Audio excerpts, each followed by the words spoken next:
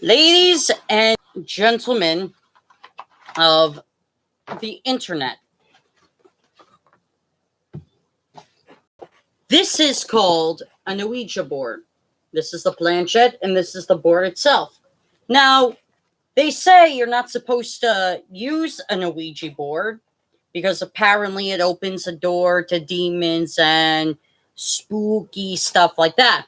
But notice that at the bottom of the board it says Parker Brothers. Yeah, this is a cardboard board to look like an old spirit board that you would find in Louisiana made of wood.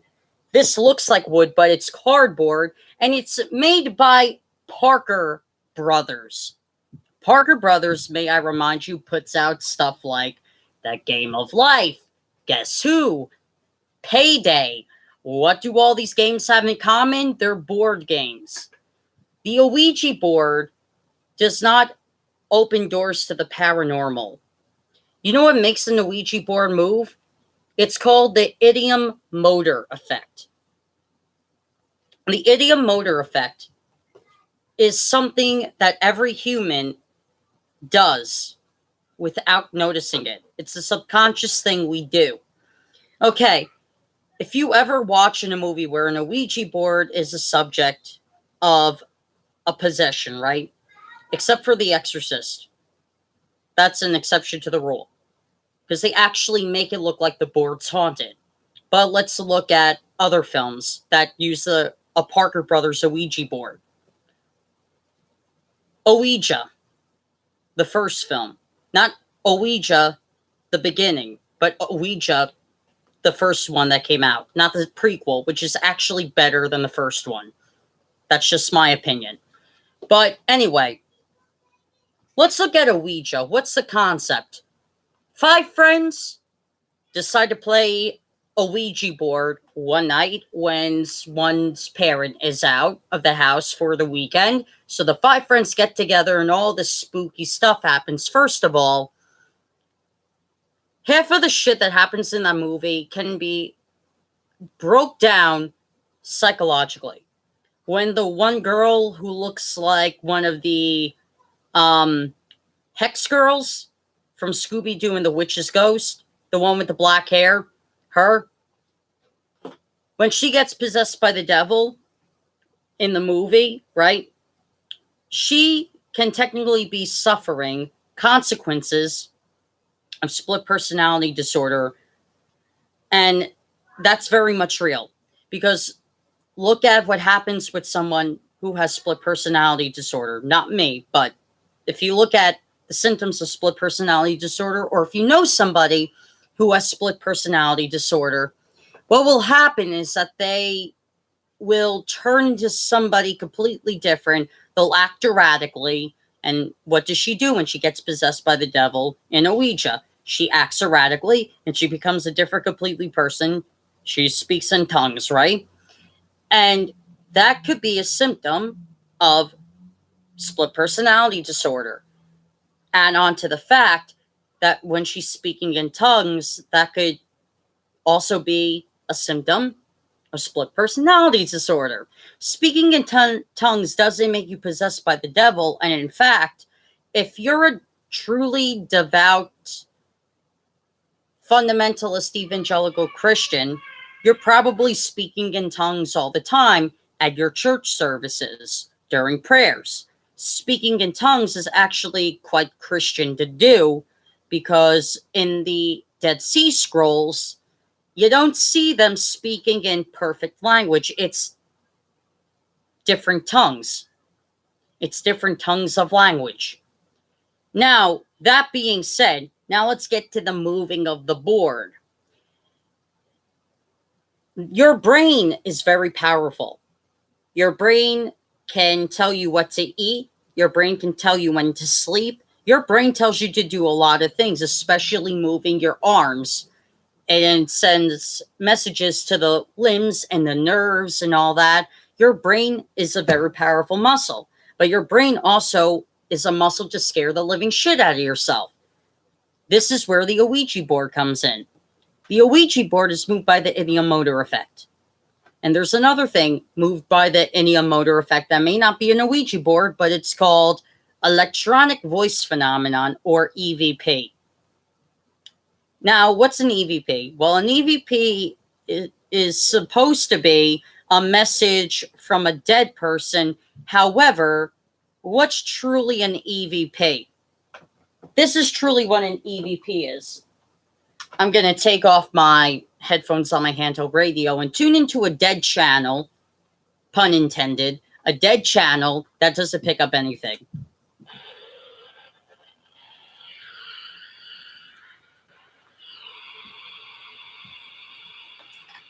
Hear that static? That's an EVP, truthfully. It's just dead radio waves.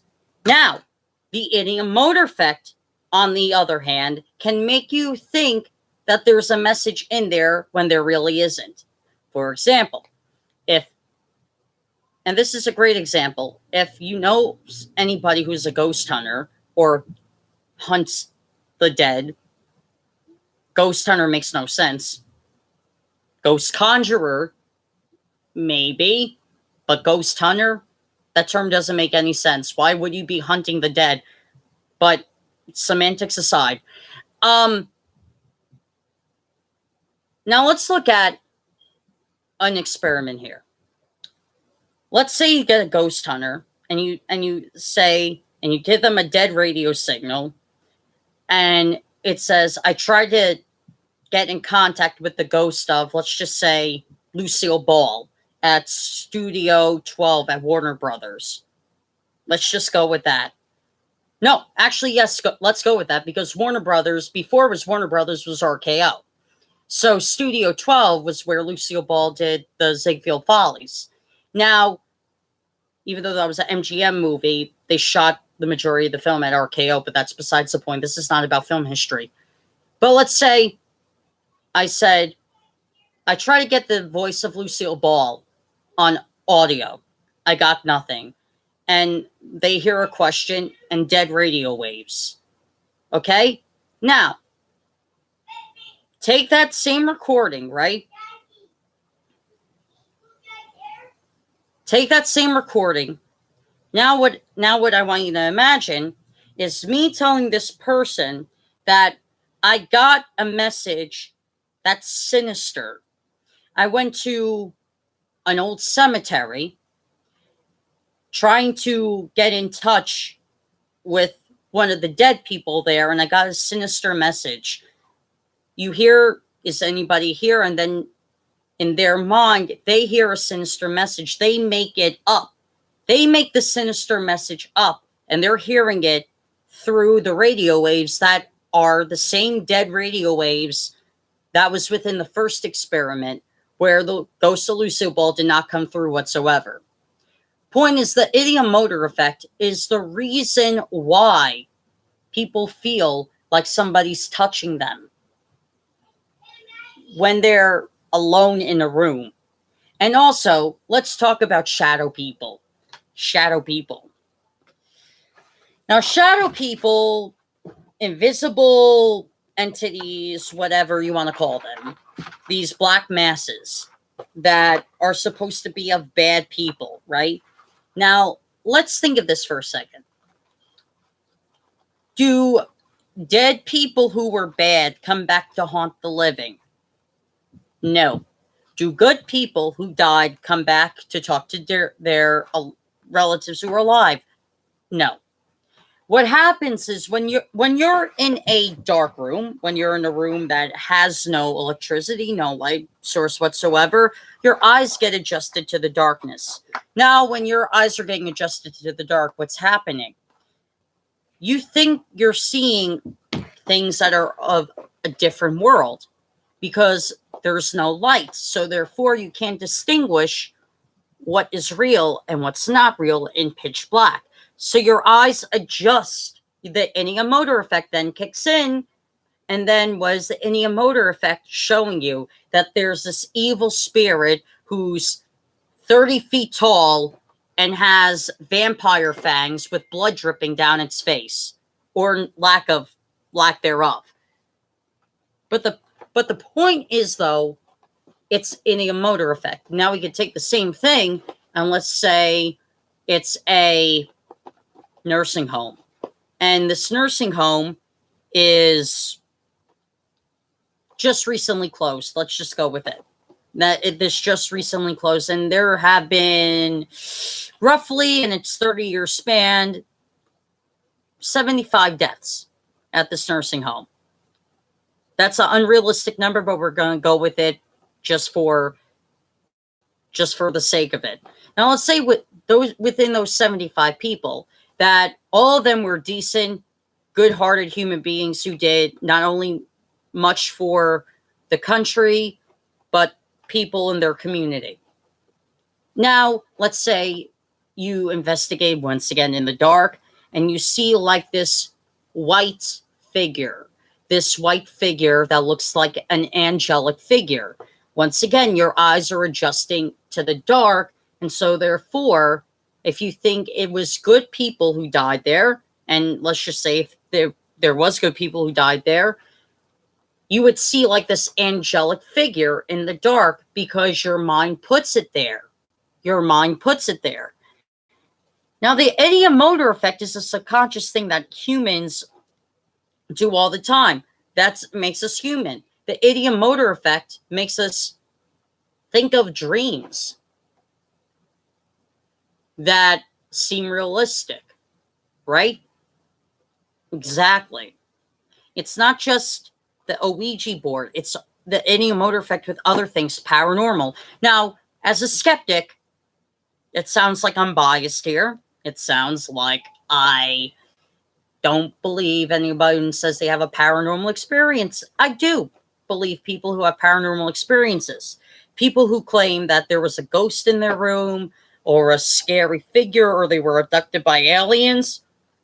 I believe them. You know why? Because this is called sleep paralysis. This is another thing which could be broken down with science. Now, sleep paralysis is where you're in the middle of REM sleep, which is the first stage of sleep, and being awake. It's in that mid-range. Now, when someone suffers sleep paralysis, which is 8% of the world's population, which is a very tiny number, truthfully, not everyone experiences it. But if you know someone suffers from sleep paralysis, or you look up people who do suffer from sleep paralysis, you'll notice what they say is that when they're about to wake up or when they're about to go to sleep, they feel like they can't move. And so therefore, they're seeing images that are terrifying that they can't move away from. Once again, those experiences are real. They experience these paranormal or alien abduction experiences, but what puts the images there? The ideomotor effect.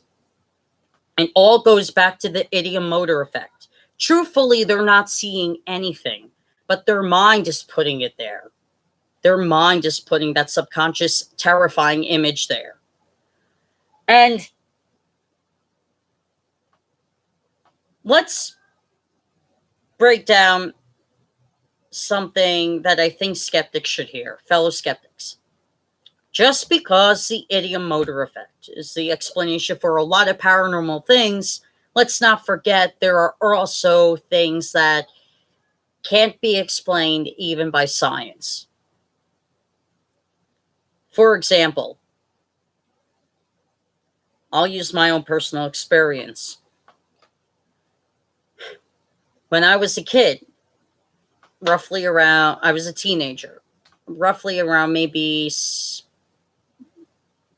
15 or 14 years old.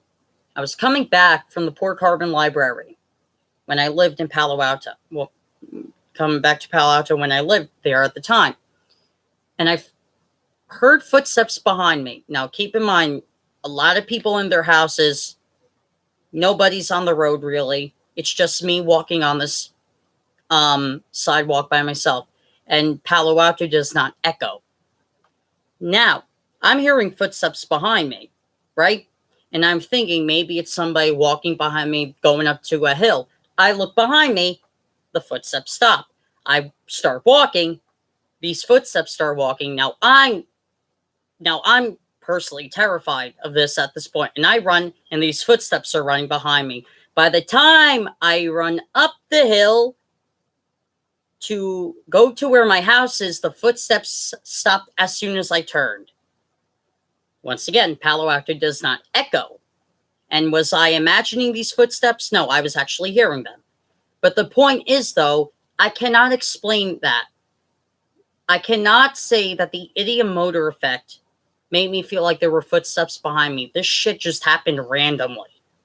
Now, could that possibly be that there was something after death following me? Perhaps. I don't know. But the point is that as somebody who's a skeptic, my mind is open to the possibility that if there is life after death, if there is, and that's a huge if there is life after death, if there is, maybe it's a different realm than the reality we live in.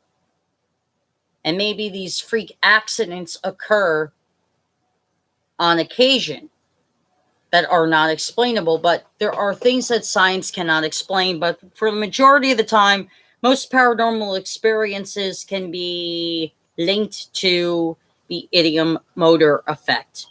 That's the truth behind paranormal sightings. The ideomotor effect. Plain and simple.